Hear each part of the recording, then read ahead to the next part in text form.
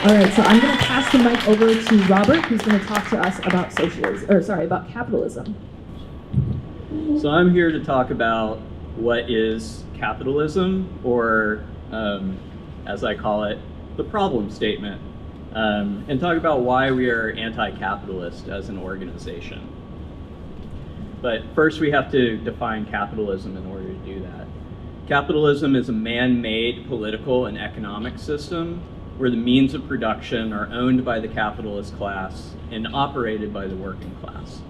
Now, that may be a strange definition to you if you've taken like a middle school free enterprise class at some point in your life. It's probably not the one that you were taught when you were younger. More on that later.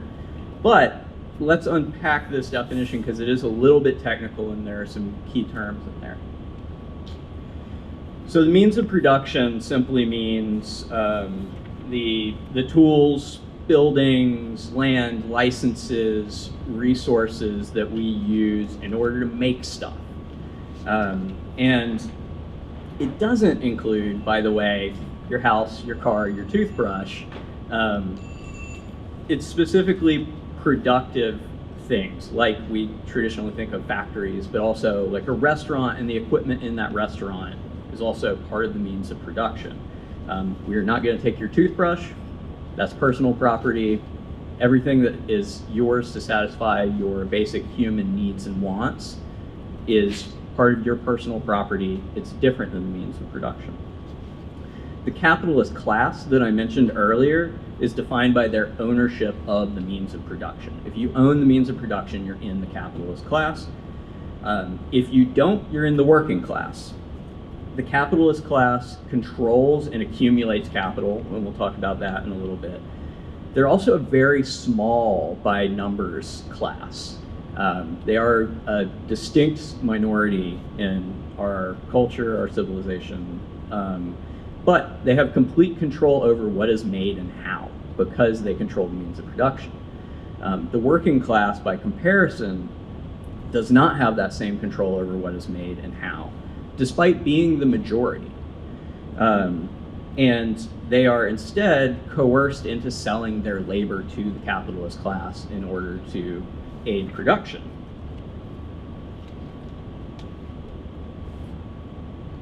So the important thing about that is that all value comes from labor. Without labor, nothing can be built. And this is really intuitive if you think about it. You have raw materials, you have natural resources, you have the means of production, all these tools that we use to build things. But if you just put them together, they don't do anything unless there are people there to act on them. Labor makes everything go. And, factory equipment isn't going to stand up and like start making goods on its own, right? It all makes sense. So under the system, under any system, everything, all value comes from labor, and we'll talk about that more in a minute. So where does capital and the capitalist class enter into it? When things are sold under capitalism, what happens is the capitalists take a fraction of that and they give it to the worker. That's called a wage. We're all familiar with a wage, probably. And they pocket the rest. And that's, you could call it profit. It goes into making more and more capital. Since the workers only receive a small fraction of the value they create, we call this exploitation. Their labor is exploited in order to make things and create value on behalf of the capitalists. But I want to point out, no matter whether wages in an industry are high or low, whether you have a nice workplace or a not so nice workplace, your labor, if you work for a wage, is exploited. It might be more or less.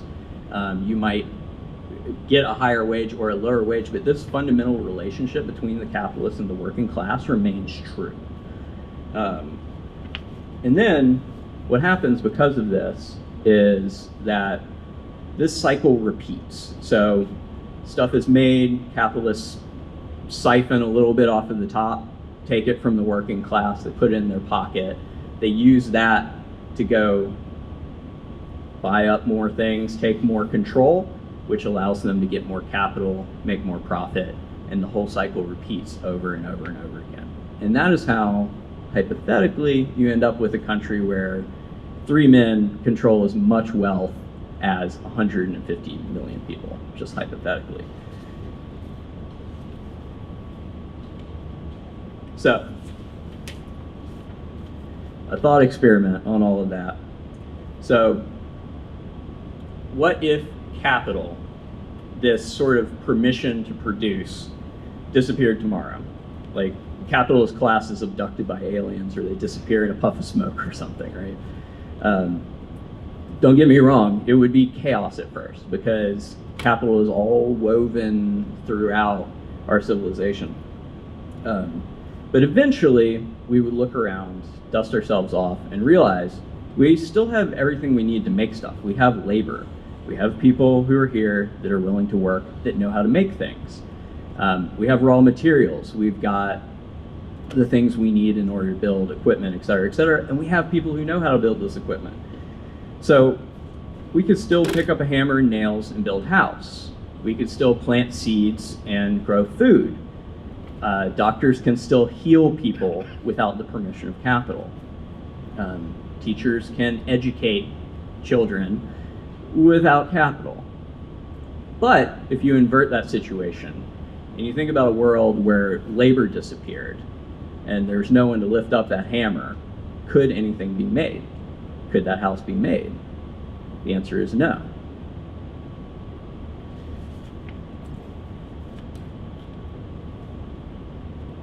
So that's why I say that capital is only a permission slip. It produces nothing on its own.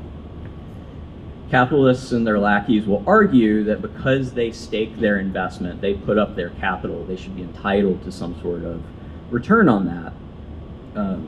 But this is sort of circular logic. They're saying that because they have given permission to produce, they should be able to give permission to produce in the future and keep giving permission to produce in the future. They're essentially saying capitalism should exist because it does exist. It's not a very good argument.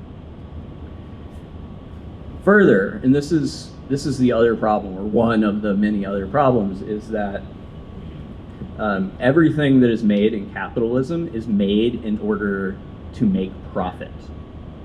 And the result of this is that many things that are useful aren't made, or they're kept artificially scarce. My favorite example of this is healthcare. There's no reason why we can't provide healthcare for everyone. It's just not profitable to do so. That's what people mean if you ever talk to them about universal healthcare and they say, how can we afford it? They mean, how can we afford it and keep the capitalists skimming off the top? Conversely, lots of useless or harmful stuff is made as a result of this. And you can think of the example of poison gas, right? It's a thing that is negatively useful to everybody. It kills people. It's dangerous, nasty stuff. But we still make it. Why is that? It's because it's profitable to make and it's profitable to sell. That's one of the consequences of this system of production for profit.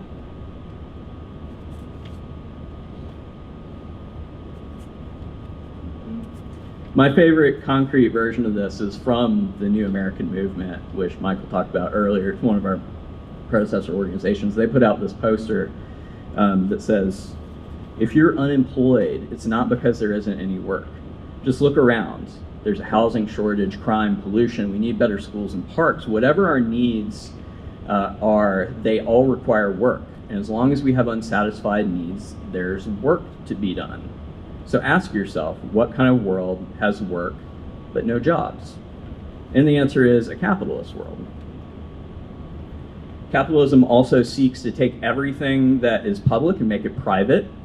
It's hard to believe, but if you just go back a handful of centuries, there were broad swaths of land that were held in common and worked in common. I'm not going to make apologies for feudalism. Feudalism was happening at this point. It's bad stuff too.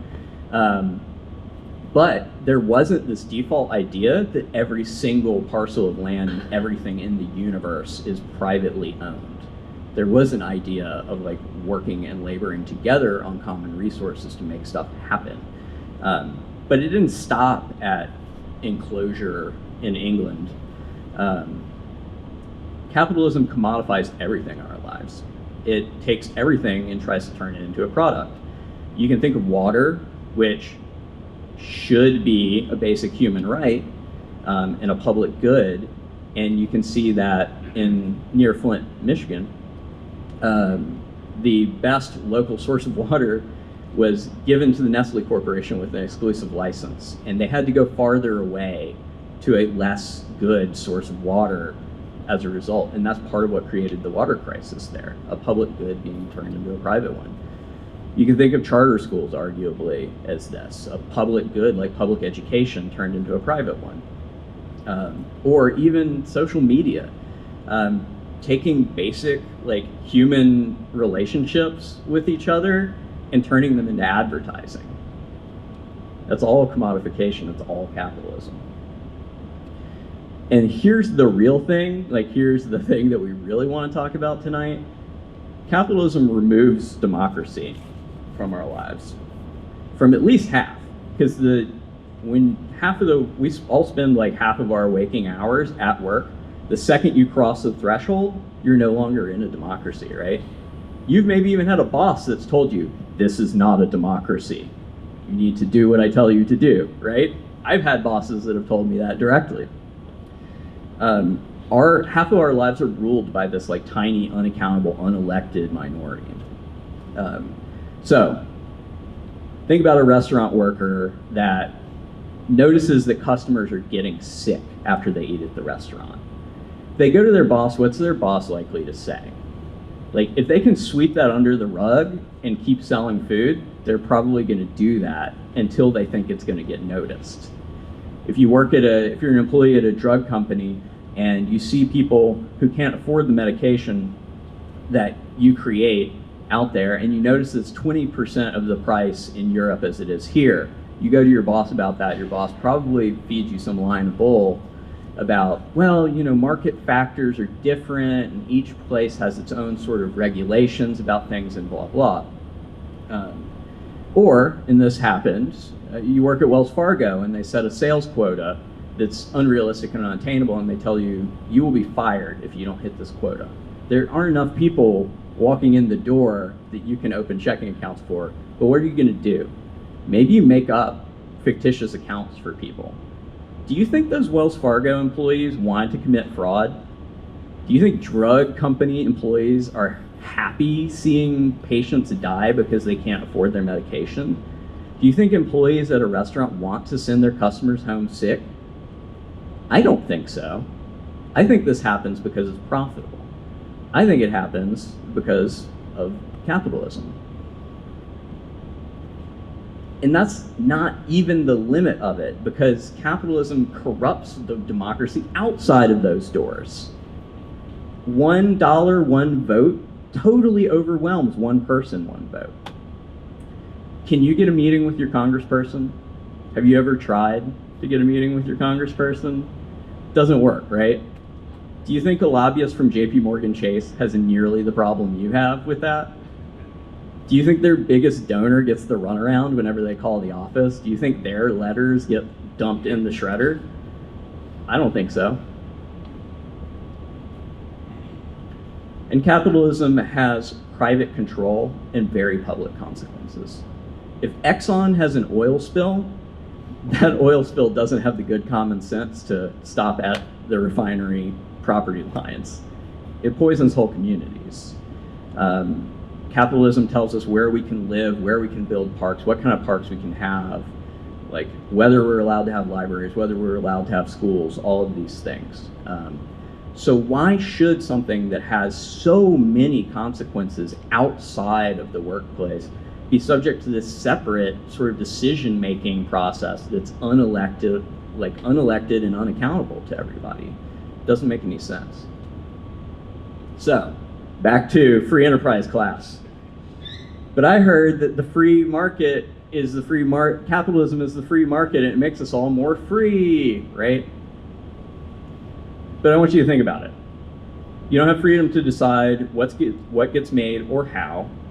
You don't have freedom to decide to work less or have more leisure. You, and when I say you here, I mean you and your community, the majority of people, do not have a say about whether a pipeline is going to be allowed to run through their community, or what we're going to do about pollution, or what natural resources should be exploited or not exploited. You can't get a hold of your representative because they're too busy meeting with people who donated a ton of money. Here's the thing. Capitalist freedom is only for the capitalist class. All of these touted freedoms of free enterprise and free market are only for this tiny sliver of society. We want democracy for everybody.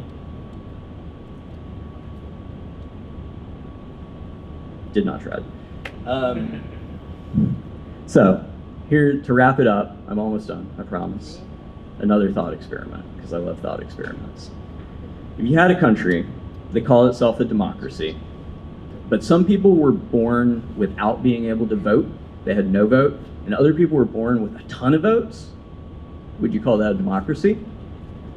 If some people who had a lot of votes already were able to get together and then bully the people that didn't have very many votes to give up their votes, and otherwise you starve, would that be called a democracy?